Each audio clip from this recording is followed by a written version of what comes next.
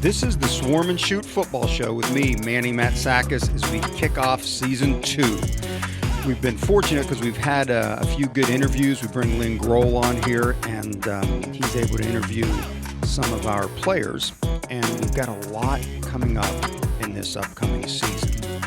And this Swarm and Shoot football show is brought to you by Big B Coffee, which I've got right here. And it's right across campus here on North Clinton Street. Get the finest coffee beverages in Defiance, as well as great pastries and breakfast sandwiches to start off your day. And for most of us, we also get a pick-me-up in the afternoon by heading across the street to see Sue and everybody over at Big B Coffee. I'd also like to thank our sponsor, BSN Sports.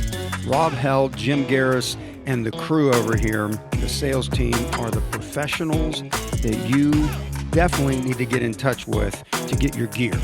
All the DC gear. If you're a high school program out there listening to this, get in touch with these guys and they will help you out. They do a fantastic job with high schools, colleges, businesses in the area. Can get whatever type of apparel they need customized just for their business. So I know Rob does a great job for us. Jim is our rep that I see virtually every week of the year, and it's outstanding customer service.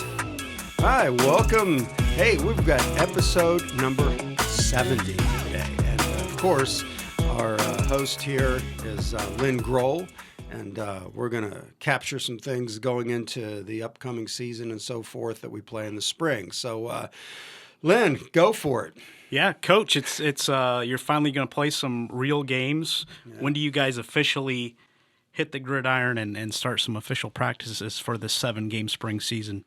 Well, here's what we've got right now. I think we'll be able to actually start doing some things, weight room, those types of things, training with our squad right after Martin Luther King Day. So that'd be, I think, the 20th, that Tuesday. Mm-hmm. So the student athletes get back on campus that are not in the winter sports, so to speak. Although we're now winter sports starting February 27th.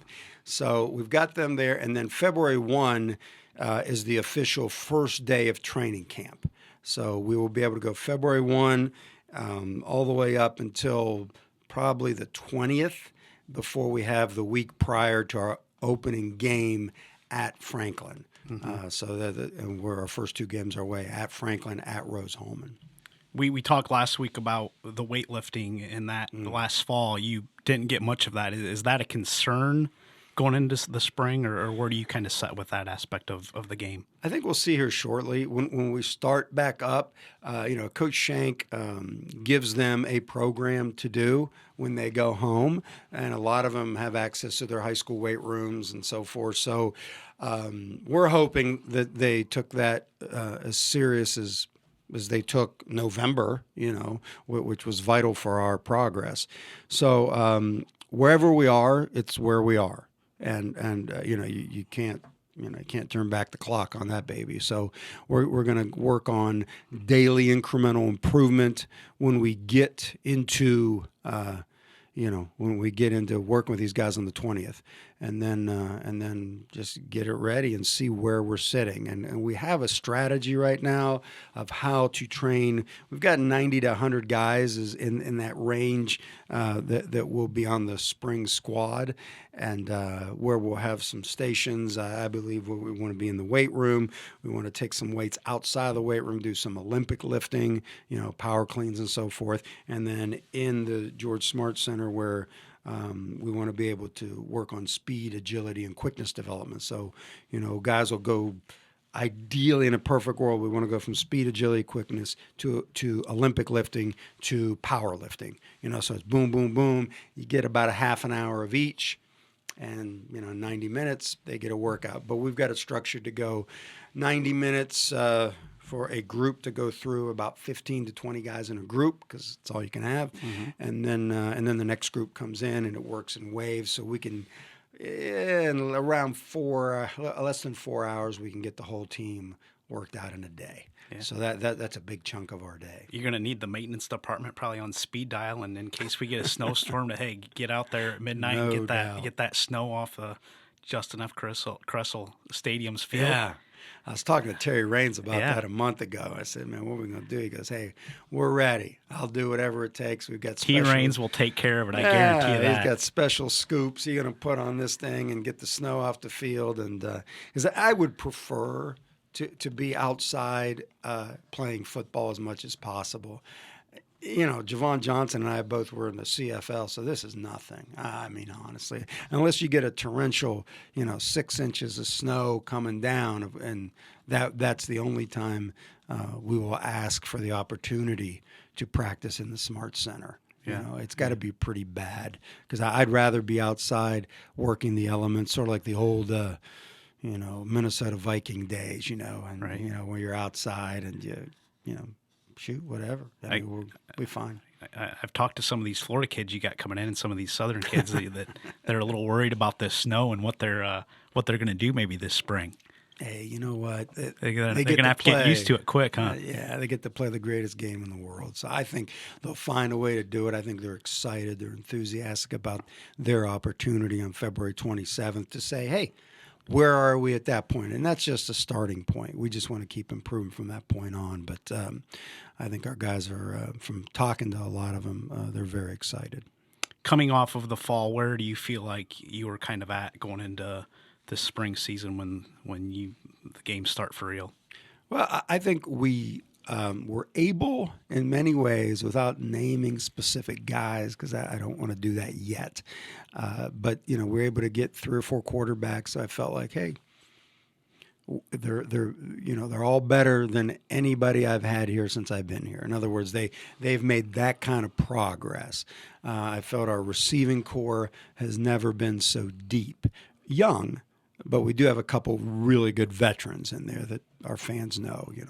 I mean, Shaheed, Terry Geiger. I said I'm going to mention guys, but those guys are really good players that are veterans that people know. And then from there, I thought the O-line made solid improvement. Our backs, by far the best backfield I've seen since I've been here at Defiance College. Yeah. So we've got that. That's on the offensive side. I think defensively right now we got a solid, very good 2-deep rotation with our defensive linemen. So I think that's great. A lot of linebackers, which is great for special teams. I feel like we got a good dozen linebackers that can play the game. And if they're not playing defense, they're definitely in special teams, helping us get better there. And then a solid 2 deep in the secondary, where Javon is, I think he's just building a, DBU. He's trying to put it together and teach his techniques, and he's fantastic at that, as we all know. Jesus, just talking about Terry, it seems like it's been 10 years ago when we saw him at quarterback in the Bluffton game when the last time you guys played. It seems like it's been a decade ago. It's only been a year and a few months, I guess. But well, yeah, you never know. Franklin's watching this. He may play quarterback, so get ready for. I don't know. We've got other guys, but he's very adept at. He's very talented. Yeah, and I'm excited for him with this spring. Strength-wise, what do you maybe foresee there? And maybe it's too early to answer that at this point. It is. I think it's a little early right now. I think the strength is we've just as a team, I think our team speed is significantly better than it has ever been. Now, I wish we were more powerful, but we're not yet, but we'll get there. I think that's what happens when you're young. You're talking offensive line? I'm talking across the board. Okay. You want guys that are stronger to play. Okay. This is a tough boy game. This is just how it is. And guys need to be physically able to handle the demands of this game. Weight room stuff that you're maybe are missing at this point in a couple at this years. point, but we'll get there. We're going to get there. There's no doubt in my mind. We have the boosters, the support, of people behind the program that are going to help us get to where we need to be, so we can fortify those areas of our facilities to be, so we can handle a team with this size of a roster. How will you kind of look at this spring season where there's not a conference championship per se or a playoff berth on the line? Do you treat it any differently than you do a fall season? Or are you out there, ready to roll? And we're playing like there's no tomorrow. Every game counts to us. I mean, there will be. My understanding is that there will be there'll be a conference champion. Yeah. So I don't really worry about. We want to improve to the point when it's like a fine wine. At some point, it's ready to uncork. And we will be a championship program. How fast can we mature? You can't cheat Mother Nature on this deal, but we can do other things that can help us compress time, and that's what our coaches have been working on in December, January. So when these players come back, is to compress time, so we have youngsters playing like they're sophomores and juniors, and I believe. We're working diligently towards that goal, and if we can achieve that goal, there's going to be some games that last 2 years were blowouts that we're going to be in these babies to the wire, and so that's where we need to be. Do you have to, in the back of your mind, think about maybe the weather that you could see, and there could be some snow, cold early on, where you have to run the ball, and you get into March and shoot, you could have a game where it's a downpour the whole time. Yeah, we definitely do. The beauty of it is, I think the advantage in inclement weather often goes, even though the scores might not look, it goes toward the offense, because you know where you're going. The defense is guessing a little bit. So the thing I like is when we run our offense, this triple shoot offense, it is by nature in our practice extremely balanced. We practice running the ball just as much as we practice throwing the ball. So I have, in the past, had games where, hey, we rush for 300. I've had other games the following week where we throw for 400. So it's like, as long as we keep improving our fundamental drills and skills and we have our system in place, then I believe we'll eventually get to that point that regardless of the weather, we'll have an opportunity. Because, it's funny. I don't know if I ever told you this story, Lynn. It's like years ago, I'm at Hofstra, okay? They don't play football anymore, but they were a FCS 1AA team, and we got a bunch of it's my third year there, and we started to get more balance with the offense and do some things. And we didn't have scholarships. We were just need-based scholarships, but we're playing scholarship schools. I mean, 8 of the 10 schools on our schedule were scholarship schools. So we're playing the University of Maine. And third week in November, Maine, Orono, Maine. I mean, we're going up there with these kids. We fly, out of LaGuardia up to somewhere up there, and wherever the airport was, and we get out, we play the game, and it's like Indian summer. It's like, oh my God, it's 65 degrees. Our guys like, awesome. Great. We're out there warming up, guys are in T-shirts, and then next thing you know, at the end of warm-ups, before we go into the locker room, it's starting to rain. So, okay, rain, whatever, we're good. So it rains most of the first quarter. They have a grass field. It's starting to become a quagmire out there. And then second quarter hits. Now, all the time, we're moving the ball. We're getting after the Black Bears or whatever their name was. Yeah. And we're playing good. No, we had some good players. Even though we didn't have scholarships, we had guys that ended up playing in the National Football League. I mean, I had 3 kids on the offense that played in the NFL. So, we're sitting there, and then second quarter comes, and it's sleet. Sleet to the point where I can remember our quarterback coming off the field, and there's icicles coming down his face mask. Wow. And we're still throwing the ball, running the ball. We got to the point where, my spotter in the box would look down and say, where's the mud? Where's that? Throw it here, throw it. So I'd call plays based on that. And then we go in at halftime, make some adjustments. We're up by like 2 touchdowns. And then we come out, and there's like 4 inches of snow on the ground. So Indian summer, rain, sleet, snow, and the funniest thing is, we come back and we're moving. I can remember we had this little receiver named Rafael Morales from Puerto Rico.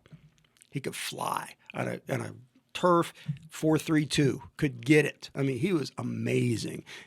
He beats this corner on a fade, and we're running the ball. Boom, our QB puts the ball in the air. It's like, it's like 45-yard bomb touchdown.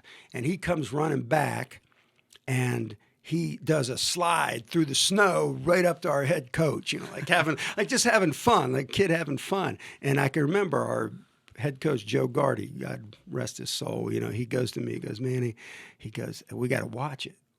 We're up 4 touchdowns or whatever it was. He goes, we're trying to get in that we're independent. We're trying to get into that conference. And if we keep running the score up on these guys, they're not going to let us in the conference. Mm-hmm. So I said, okay, coach. Well, so we took a knee like on 2 or 3 different drives in the fourth quarter. I'd never done that in my life, but it was just our defense was amazing. So we kept getting the ball back, and it was like, geez, always. So the weather, if you're truly a balanced offense, I think is an advantage. Now, it doesn't mean you're going to score a ton of points, but it does mean you may get more explosive plays as long as your fundamentals are good, as long as the guys are catching the ball well and all that. I think gives you a chance. You can throw the ball in the crappiest weather, and it happens. So, I mean, that's the story. I will be unveiling more details to our team if that happens. Right. But shoot, sometimes what? I've been here, this will be my 3rd winter, and sometimes it's like ridiculous snowstorm, and other times it's like it's mid-40s, and right. You just don't know. I just want to be able to get outside as much as possible in February for training camp. Yeah. Was there any talk of scrimmages before the season started? The idea right now, my understanding is in the Heartland Conference, we want to be able just to control everything and play each other. So we're not going to be scrimmaging other teams or each other. So ideally, I'm hoping that we do get the opportunity to play all 7 games. Yep. There is the last game is at Bluffton on April 10th. The way the schedule is, they've got something labeled in there, April 17th for a potential bowl game. I think it may also be, I don't know this for a fact, but it could be sort of what the Big Ten and the SEC did, is there's a bonus week in case you do have a COVID issue, you could kick it back to the 17th. You could have that opportunity to play then. I don't know. We've learned a lot from the schools that did play, so I'm wondering, what happens if, we're playing Rose home and they have an outbreak and we don't, and then Manchester is playing Mount St. Joe's and Mount St. Joe's has an outbreak, and can we just go play Manchester that week? I'm open to it. Sort of like Coastal Carolina, BYU right. did it in 2 days. I'd be all for it just to play more games.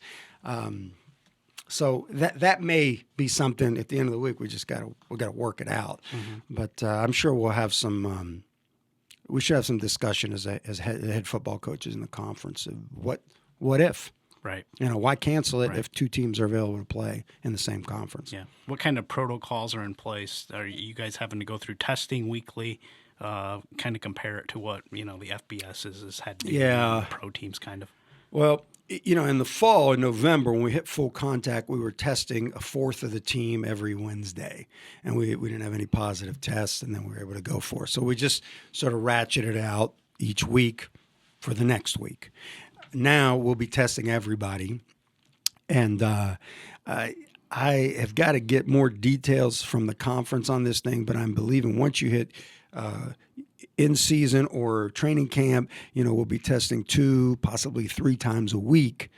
And with the last test being 2 days prior to the game, which is what I'm seeing a lot of places do. So that way you have, hey, look, your starting quarterback's out. Okay, the other guy gets to know on Friday, which that's a whole, I've learned from how other schools have had to deal with this, and you just have to have great contingency plans in place. Yeah. How do you kind of piggyback off this spring going into the fall? Because the fall, as we know right now, is the full 10 games. It's going to be like any other fall from what we kind of understand at this point. At this point, you never know how this vaccine's going to go. And, right.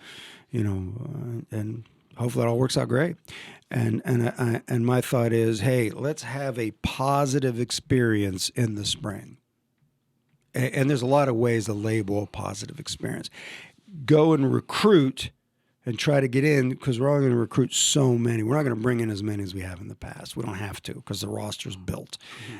So we're going to bring in 60 to 70 roster spots. They're going to be specific spots. So if I'm sitting here, it's like a DB wants to come and play here, and we're saying, hey, we're only bringing in 8 DBs, 6 DBs, whatever it is. That's it. Unless you're better than the other guys dramatically, we're done. So it's like now we're giving these roster spots out to guys that can compete. So we want to build off of that and have a great recruiting class going into next August. Mm-hmm. Yeah. And this is out in the public, and, media people are talking about this. Oh, kids are going to play this spring, and this was before FBS had a season, but there was talk of, well, if they play in the spring, then we can't play in the fall because that's going to be too many games for these kids. From your perspective, my perspective is they're 18, 22-year-old kids. They can do it. Good God. Give me your... I think that's ridiculous. I know, having coached at the Division I level and 2 and 1AA, CFL, I have seen kids this age that would have a full contact practices in Division II, like over here at Ashland. Okay, they're going full contact spring game, turning around, which is basically what we did in the fall. Turning around, then playing, from spring to fall, with no problems at all. Really, no issues whatsoever.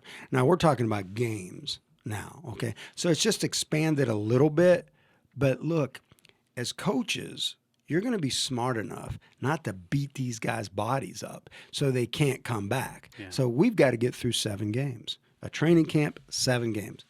Awesome. What an opportunity. You got February, all of March, and half of April. All right, so 2.5 months, which is basically 10 weeks of playing football. And then they're going to be so much better because of the experience that they've had, that I believe they're going to come back and probably train harder that summer than they've ever trained before because it means more to them. Mm-hmm. As crazy as that sounds, I think that, ratcheting up your practices, as long as you're smart about how you're doing it, really has a lot to do with retention at this level and just team culture. And just an ownership of the college, guys that say, hey, I love being at Defiance College. And I think there's a certain part of that. But if you just let them do nothing, which is what Division III has done for a long time, it's like typical spring ball is just like shorts and T-shirts running used around. To be you couldn't even use footballs. No, yeah. They had to use tennis balls and stuff like that. I remember the prior coaching staffs here. And what's funny is we didn't have any more injuries than we did when we were doing. Sometimes I believe a lot of places we have more injuries in shorts and T-shirts out there because we do have in those days, last spring or 2 springs ago when we had spring ball, kids will dive for a ball and they got no shoulder pads on to protect their shoulders. They got no helmets on. You get some concussions because they got no headgear. I'm like, wake up, America. Let's think about this. CTE is a real deal. Why in the world would we not protect these kids with helmets in any practice? That's just dumb. I've talked to some pretty high-level people on that kind of stuff, and I think, protect them. Just be smart as a coach. It comes down to coaching. Right. If you're going to go back and be Paul Bear Bryant with the Junction Boys, and you're going to do stupid stuff like that in today's day. Now, mind you, I know some guys in West Texas that were part of that deal, but that was. Jeez, that was totally different. If you haven't read the book, The Junction Boys. Well, I know John Downey, the Archbold coach, who's done a few podcasts with me and some other stuff.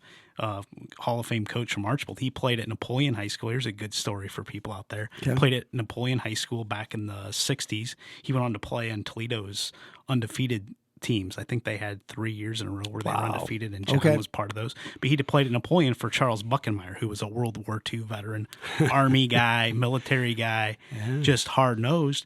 And he said, we used to pop salt tablets. That's right. Yeah. He said, Buckenmeyer would be like, hey, the more salt tablets you pop, the better you're going to play. I mean, he'd pop 6 of those suckers, and now it's the worst thing in the world because it saps. And no water. Water back No, then. you didn't take water. No water. And I mean, they were even doing that in the 70s. Bill and someone who coaches at PH and played over there, he said, oh, yeah, he's like, the best thing that we thought as players was to pop those salt tablets, and that was the worst thing for I you. used to do it. I used to do it, yeah. My dad it's amazing. coached, And high school kids now, people are complaining, hey, these kids are going to have to play, 2 seasons this year. High school kids in Ohio play 15 games. Oh, yeah. If you play in a state championship, and you have no bye week, you play 15 straight weeks, and you know this better than I would, but down in Texas and Florida, they have high school spring ball. Yeah, absolutely. I mean, Georgia does, Florida. I mean, it's all over the place it's now. Down south, yeah. Yeah, and funny thing, even in New Jersey, the private schools get to practice. Yeah. So it is what it is, and I think it does make a difference, And I think as long as you're smart as a coach, and you care about your players, their physical and mental aspects of their being, then you get only a benefit because that's what they want to do. They don't want to come here and sit around because they are student athletes.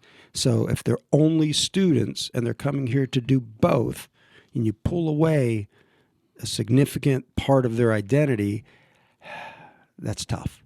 That's tough because they lose their identity, and we're all what our identity is, So I believe that's a significant portion of this thing. So it's our job as coaches and administrators to make sure that we take care of these kids. Yeah. And I believe that's what we're doing here at Defiance College. So I feel good about that. We have, great administration and people that support what we're doing. So we're fortunate.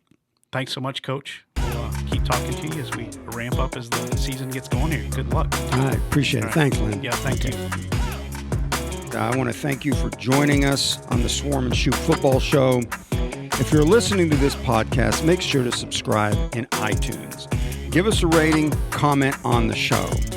If you'd like to get all kinds of updates, go to our website at swarmandshoot.com, where you will be up to date on all of our podcasts with audio and YouTube versions on there as well. All right. See feature articles on our current players and alumni, along with updates of what's going on in the program.